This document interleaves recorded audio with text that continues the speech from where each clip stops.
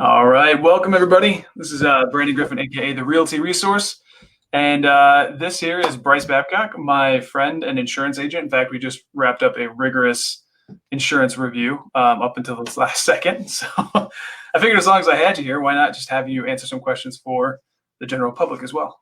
Yeah, I'm excited. Thanks for having me. Yeah, absolutely. Do you want to introduce yourself and talk a little bit about how you got into what you're doing now? Yeah. So I'm Bryce Babcock. I'm an agency owner of Farmers Insurance. I've been doing this now. I'm in my ninth, I'm right in the middle of my ninth year. To be honest with you, my background is actually in elementary education, so I wanted to teach. I have a big passion for elementary, middle school, high school kiddos, and I really wanted to try to make that kind of something that I was going to do. Honestly, until I was offered my first teaching position and realized how much money I wasn't going to make for the amount of time I was going to put in. So unfortunately, I made this switch. I'm a third generation farmer's agent. So my dad had an agency for 30 years. My grandfather and my uncles were all with Farmers Insurance at some point in their careers. So Wow. I've got quite the lifelong blood with farmers. So yeah, I got into it. We've known each other for how long now? Since like first grade, I'm pretty sure. Yeah, I'm doing plays with you back in fourth and fifth grade. We were the outgoing individuals in our elementary school. I'll tell you that. It's true. Oh man. Cool. So I'm going to go throw your information up on the screen really quick. So This is how you get in contact with Bryce, and I will go ahead and put his information in the description below. But today he's going to go ahead and tackle some of the most common questions that we've been getting right now. I think these are great. So here's the nice thing about this is you get to understand the relationships that that we have and the people that you have access to, the other expertise. But really, for this live at lunch, we're taking this opportunity to talk about what are the things that people are calling you about right now? Like, what are the biggest concerns? And if you can share those with us, that'd be great. So there also, if you have any questions, you're watching this right now, feel free to put them in the comment section and we'll get them answered. But yeah, let's go ahead and just start with the general question. I mean, I think that's on everybody's mind, which is, what are you doing as an insurance agent, to help everybody through this kind of tough time? I know a lot of people are hearing about refunds or rebates or, savings reviews. We just did one of those. So do you want to go ahead and talk to that? Yeah. Big thing right now for us is trying to just be compassionate and understanding for everybody that's going through the current situation. It's different for everyone. We obviously understand that and know that. And I'll just tell you what Farmers is doing right now. Currently, we're giving 25% credit to all auto policy holders in April, 15% credit for all auto policy holders in May. We realize that this lockdown quarantine situation has led to less driving. Yeah. So the company is starting to take care of those people. I really appreciate it. Obviously, I told you I have a really long brethren with Farmers, but I'm happy to see that the corporate side has taken the step in the right direction to help people out. Now, from an agency standpoint, I'm doing whatever I can to support, help the community in any way I can. Giveaways, donations, to small businesses, all my clients, people that I don't even know. Like, we're really trying to be a community type outreach, agency right now. And if you do follow me on Facebook, you'll be able to see that. Nice. And so for those unfortunate few that aren't your clients, what maybe suggestions would you have for them, conversations or maybe questions to call up and talk to their insurance agent about, just to see if they have access to savings? Because I feel like a lot of people are just really feeling the pinch right now, and really anywhere you can find a little bit of savings is going to help. Well, it's interesting, and we just realized it in our review, is that if we don't meet once every year, if you don't meet with your client and do a review, there's things that are left on the table that maybe weren't, uncovered, shared, that kind of thing. So my big, I guess, call to you guys would be just to reach out to your current insurance agent and have a thorough review of your policies. Mm-hmm. The worst thing that can happen is you find out they're in really good shape, and that at least that reassures you during this tough time that you're being taken care of the right way. Mm-hmm. But I guarantee you, there's some things that may have not been shared or seen in the last 4 to 5 years since you haven't talked to them. You might be able to find. I feel like this is a personal attack right now. Hey, I'm not coming at you. I'm just saying there's some ways that you can. I would just highly recommend doing a thorough review of your policies and finding out and making sure that what you're paying for, you understand you're paying for, and that maybe you're not paying for too many things that you don't need right now during this tough time. So I highly recommend just a thorough review with your agent. It's about as simple as that. I like it. Okay, that's good advice.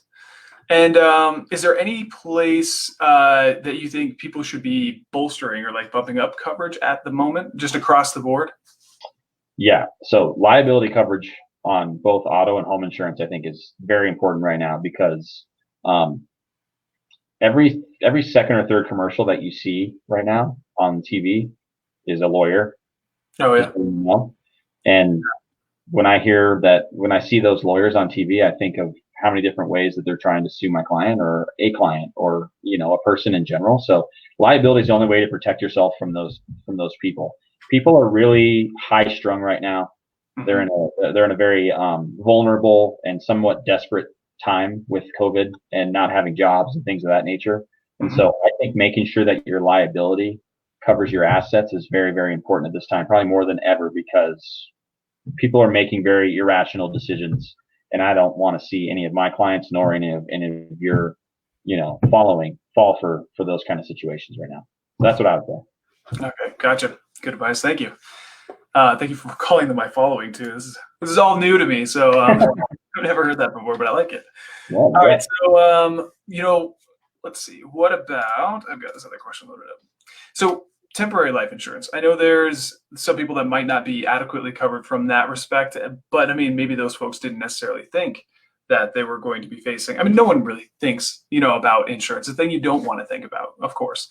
But I think more people are thinking about mortality now than ever before. So, what is it? What is this temporary life insurance that we're hearing about? Like, how would someone get covered, and what does it cover? Well, this is a two-part question. One is a lot of people have lost their jobs. Mm. And when I talk to clients and review with clients about their life insurance, the biggest thing I get is, well, I have it through work, so I don't need to have my own policy. That that is why it's so important that you own your life insurance policy. So you have a policy outside of work, meaning that you Mm-hmm. don't let your employer dictate what your life insurance does. You can dictate by having your own policy and owning your own policy. So when it comes to temporary life insurance, people right now are out of jobs and they're wondering, you know, do I have to, like, what's the process to get a policy? Are people offering a policy? Because right now people are dying and I'm not sure if companies are allowing us to do this, blah, blah, blah. When you go ahead and you fill out an application for life insurance, you have the option to have temporary life insurance. And that temporary life insurance covers you from the day that you apply to the day that they come up with a decision on whether or not they're going to accept you or not. Okay. So that time in between. So if I have a client that comes in and signs the application and wants to get life insurance, but then all of a sudden they go out the next day and they get in a car accident and pass away. If you don't have temporary life insurance put in place, then your kids and your husband are done for, right? So I always add temporary insurance to their policy, covers them for up to $500,000 as long as you've applied for up to $500,000 Mm-hmm. in the event that something like that happens. So the minute you sign the app, the minute you put the application through, the minute you elect to have temporary insurance, you have that $500,000 at least until the company approves or denies the application. It's very important. The other piece is it doesn't cost you anything to have the temporary life insurance up front. The only time the temporary life insurance actually is going to pull from your account is if you were to pass away within that period of time between the app and getting approved. And they're basically going to charge you 1 month's premium if you pass away and then give up to $500,000 to the beneficiary in that instance. So it's a no-brainer. You need to do it if you're going to apply for life insurance. And if you're having that question in your mind, like, man, this is something that's been on my mind, all it is an application and there's no cost to it at all. So makes sense. All right. How long does that application process typically take? Usually it takes about a month. It could take 2 weeks if you really get the paramed exam done quickly Mhm. and you're on top of your P's and Q's and things go smoothly. It could take 2 weeks, but it can also take up to 2 to 3 months depending on how many medical records and different things that the underwriter has to look through in order to accept you. Gotcha. So it's kind of up in the air. Okay. And then a follow-up question too, something you mentioned earlier is that a lot of people are kind of reliant upon their employer to provide their policy, correct? Yep. So in the situation that we're going through right now, where most employers, if they're able, are furloughing, right? Temporary like layoffs. What happens to the insurance policy during a furlough versus obviously when you're laid off, the policy is, I mean, they're not no longer, yeah, it's gone. So two things. If it's a furlough employee, it means that they're intending on bringing that employee back. Mhm. So they're not completely disconnected at that point. So the policy, as every business is going to be different, but from my understanding, I would say in most cases that policy is still going to be good during the furlough situation. But if you lose your job, obviously Yeah. it goes. It goes. Yeah. And now that I said that, I don't remember the second part of the question. You know what I was going to say? The second part of the question. No. That was basically. I had a great value proposition, but I don't remember what it was now. Dang it! It's okay. It'll come to you, I'm It sure. happens. It happens. No, I think it's just, for folks that are out there that are, being furloughed right now, it's probably would give them peace of mind to know that their policy is still in place, especially if it's being provided by their employer. So I think, knowing where to go, where to check on that would be good information for sure. Yeah, totally. And I actually remember what I was going to say. The other thing that happens too is these employers and these businesses are going through tough times. They're making cuts. They're having to do different things, right? Yeah. Where do you think one of their first cuts is going to be coming from when they have to get the bottom line back to where they want it to be?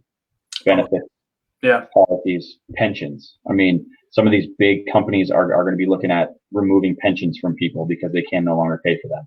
So just another hammer in the on the nail about why owning your own policy, owning your own benefit is very important.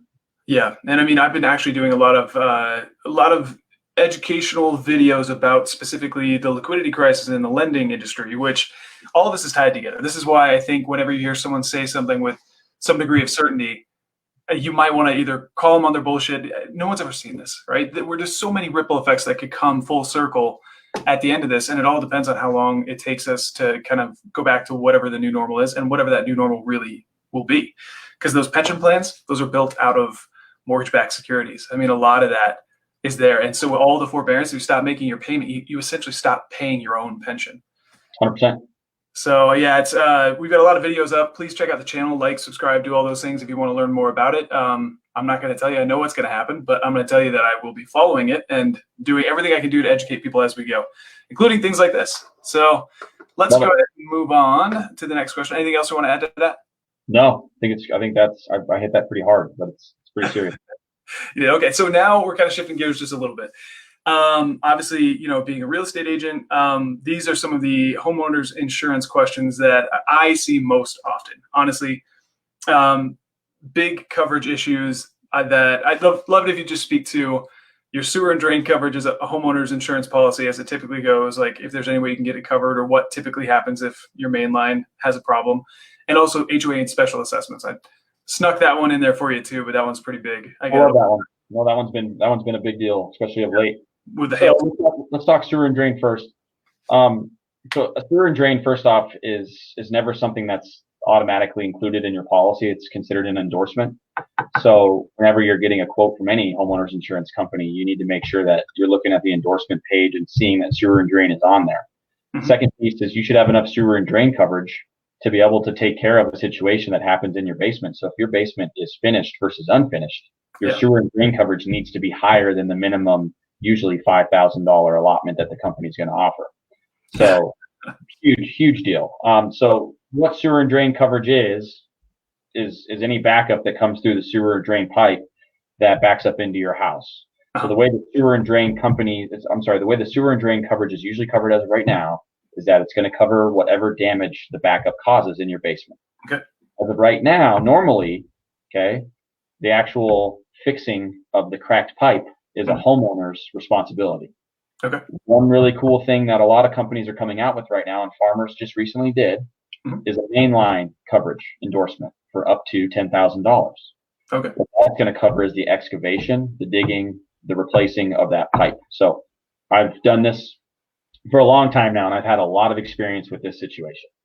And what I've learned is that situation of excavating, digging, and replacing the pipe is somewhere, can cost anywhere between, the lowest I saw was $2,500 on like a super simple situation, up to all the way up to $15,000, depending on. Have you seen higher? Mm-hmm. Okay, so there you go. So the $10,000 mainline endorsement coverage is $25 a year on our home insurance policy. It's not expensive. Yeah. Okay? Yeah. So it's something that we need to have. Does it cover the main line and then tributary lines as well that feed into the main line underneath the house? So at this point, it's just the main line. Okay. That's honestly most commonly where the issue is. It is. And But the really expensive repairs are when you're basically obviously tearing out all the whatever the landscaping is to have to replace that. But when you have to block traffic and then you have to work on a city street and then you have a certain type of like infrared patching that needs to happen to match that city's asphalt, like that's where it gets into the $20,000 range. But the reason I asked though is I have a personal story. When I bought my very first house, that's exactly what happened is, we had the main sewer line scoped, and I always, encourage people to get sewer scopes, because that is typically what happens is that main line is what needs the work, and that is very expensive. But we did have a tributary line underneath a newly finished part of the basement.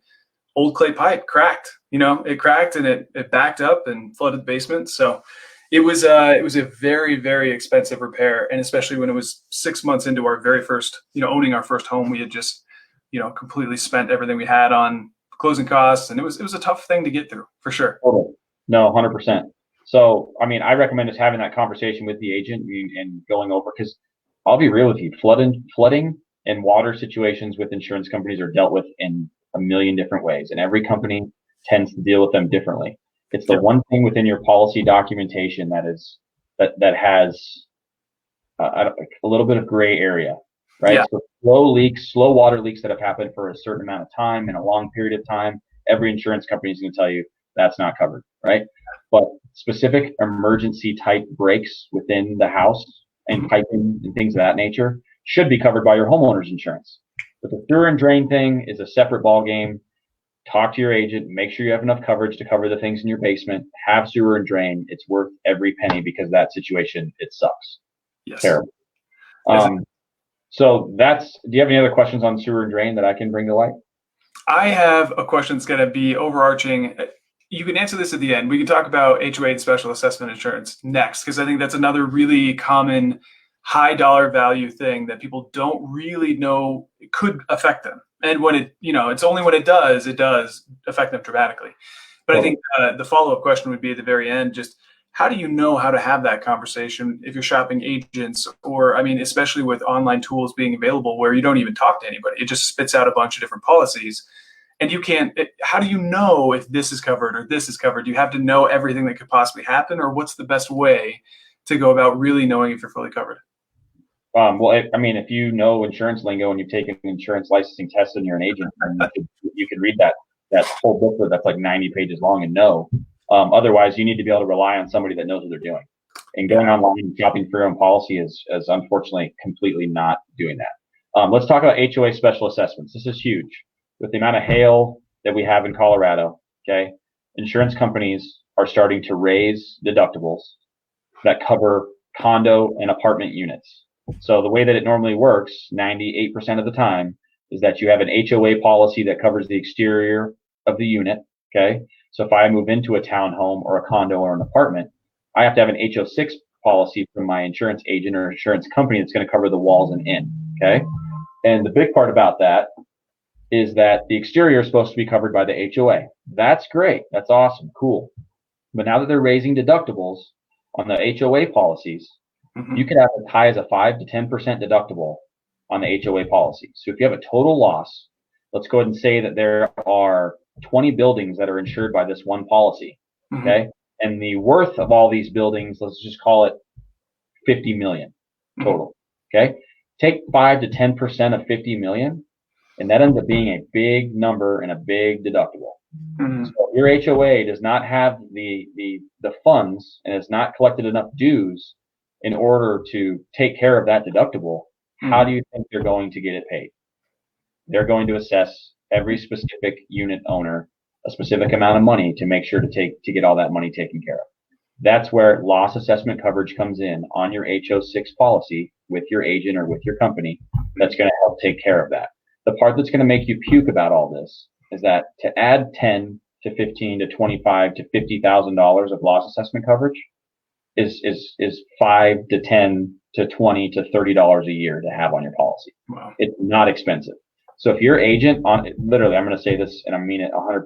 If your agent is not adding loss assessment coverage at least $10,000 right away before, embedded in the quote that he's giving you right away, he does not know what he's doing, or she does not know what she's doing, and you should run for the hills. So that is something that if you're in Colorado, we automatically, just like sewer line coverage, just like sewer and drain, those need to be embedded in a part of your proposal from the very beginning. It's not a yes or no question. It's literally like, this is a part of the policy because this is going to it's going to happen at some point, and we need to make sure you're covered. Absolutely. Yep. And I mean, the other part of that too is that what's winding up happening too is these hailstorms, as they're getting worse and worse, they are basically just taking out all the reserves that any of these HOAs had, because typically they're supposed to save money, right, in case of an emergency like that where they need to pay these deductibles. Now, if that happens 1 year, it might take them 3 years to recover the amount of savings that they would need to do it again. And if you get hit with hailstorms 2 years in a row, and some of them have, like, then it's gone. And that actually really affects the ability for the government to make loans on purchases within that community. So these condo communities are now no longer accepting any, government-backed loans. So it can really actually affect your resale value by severely diminishing the amount of demand for that specific home, because basically people can't get the loan. 100%. And the other part of it too is that now insurance companies are continuing to raise deductibles. If this continues to happen, these deductibles could go up from 5 to 10 to 15%. And then the other thing is that a lot of companies are completely pulling out of writing that business, which means that you're going to have to go through your substandard type carrier to get a policy on that HOA, which means your premium on that policy is going way, way up and your coverage is going way, way down. And that's going to fall on every specific homeowner. The other thing that I do find that I hear a lot that pisses a lot of people off is that every single homeowner is treated the same when it comes to this loss assessment. So if you're the guy on the corner lot that has 600 square feet, little studio apartment versus the guy that has 2,500 square foot suite up top, you guys are both going to have the same assessment. There's no difference between the two, which do I think that's fair? Don't ask me. I don't know. It doesn't seem like it is, but it comes down to it. It's just facts. Just remember that everyone's treated the same, no matter if you have the nice place or the small place in the same unit. Yep, absolutely. So I think some good takeaways from this. I do want to hit that question that I told you I'd hit in just a second. Yeah. But for these specific things, sewer drain coverage, HOA special assessment, if you live in a common interest community, how would you suggest that they go about? We just talked about having an annual review to try to save some money. I think the same thing is true, and correct me if I'm wrong here, but that annual review does also need to be an opportunity for you to make sure that you're covered with respect to these things. Because if these weren't conversations you had, or your agent wasn't necessarily as inquisitive as they needed to be to figure out, if they should add the drain policy or the loss mitigation, all that stuff, I think this is a good time to make sure that you have that, because quite frankly, that could completely wipe you out. Again, we're talking sewer and drain. These are thousands and thousands of dollars. Same thing with the HOA special assessment. Yep. It takes a certain amount of confidence to be an agent and do it the right way, because to be honest with you, we hear all the time, how can we save money? How can we find ways to lower expenses, blah, blah, blah, right? We hear that all the time. Mm-hmm. And, it could be really easy for me to go in and just start cutting coverages and going, hey, I could save you hundreds and hundreds of dollars if we start doing this, this, and this. But it takes confidence, and it takes ethic to be able to tell somebody, you know what, I want to save you money, but this doesn't need to be changed. This is exactly how you need to be covered. And I'm sorry, but that's what it looks like, right? So common sense. Yeah, exactly. And that loss assessment piece, that should come up in a review. You should just go ahead and reach out to your agent and say, hey, can we talk about loss assessment, please? Can you explain it to me and make sure that we have it on my policy? If it wasn't there already, that's a red flag. That you need to really make sure that person's looking out for your best interest. But yeah, those annual reviews are there for a reason. And I know it's easy to get busy and not be able to do that. But you uncover a lot of things during those annual reviews, going line by line, coverage by coverage, and understanding exactly how your policy is covering. Well, and I think honestly, like if COVID is the invisible enemy, I think insurance is the invisible ally. It's like the thing that you never think about because you never need it, and you really hope that you never have to talk to your insurance person. But when you do, that's when you might figure out that you should have talked to them earlier because you're not covered or not covered adequately for whatever it is that comes up. So I want to thank you for your time. I really appreciate you being here, and I want to end with just kind of your best nugget of wisdom about how do you choose your insurance agent or your insurance policy, whether it be for your auto, whether it be for your, because I really do think it comes down to, it is hard to understand the lingo, right? And it's hard to go through all those different pages of coverage and understand, okay, all the what ifs, like what if this line breaks in this way, is this covered?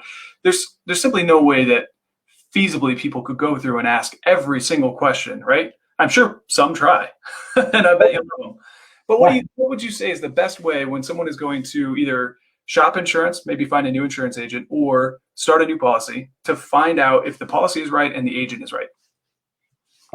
So first off, I'll tell you right now that your insurance is only as good as your agent. And what I mean by that is that there's a lot of times where things go maybe not according to plan, or things happen that maybe you didn't expect, or this and that.